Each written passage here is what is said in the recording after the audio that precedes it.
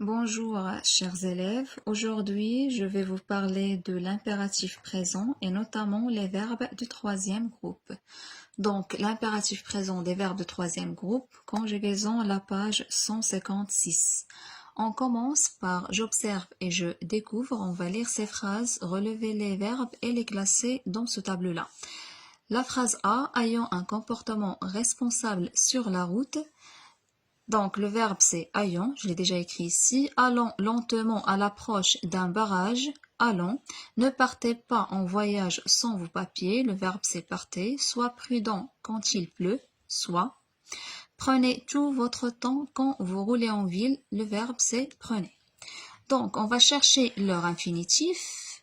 Ayant, c'est le verbe avoir. Allant, aller. Partez, le verbe partir. Soit, c'est le verbe être. Et prenez, c'est le verbe prendre. Tous ces verbes-là appartiennent au troisième groupe. Alors, est-ce que ces verbes-là sont précédés d'un pronom personnel? On remarque que non. Il n'y a pas de pronom personnel devant ces verbes-là.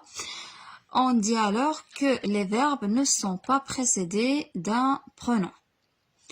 Maintenant, on cherche à quelle personne ces verbes sont-ils conjugués. Donc, ayant, ONS, première personne du pluriel, nous.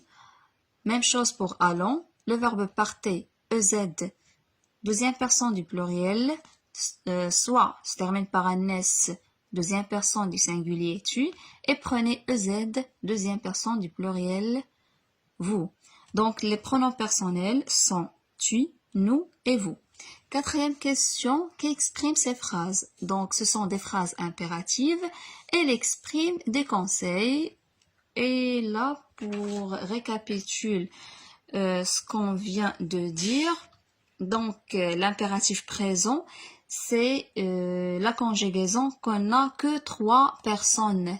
Tu, nous et vous. Et n'a pas de pronom personnel, ça veut dire on n'exprime pas, on ne dit pas tu, nous et vous. Même radical qu'au présent de l'indicatif, c'est dans la plupart des cas. Et les terminaisons sont S, ONS et EZ. Quelques exemples ici. Partir, par, partant, partez, S, ONS, EZ.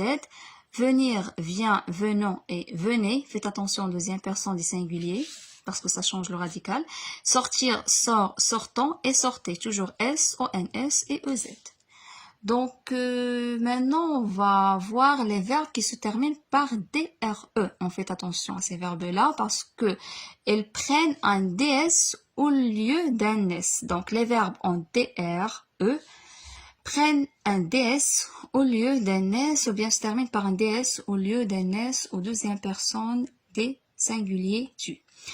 Sauf les verbes endre qui se terminent par endre et soudre. Exemple, prendre, tordre, donc prends, DS et non pas un S, prenons, prenez. Tordre, tord, tordant, tordez. Exemple d'un verbe qui se termine par endre, le verbe craindre, craint, craignez, craignons, pardon, craignez, donc se termine par un S et non pas un DS. Et exemple des verbes qui se terminent par soudre, résoudre, résout, S, résolvant, résolver. Faites attention, ce verbe-là change un petit peu le radical.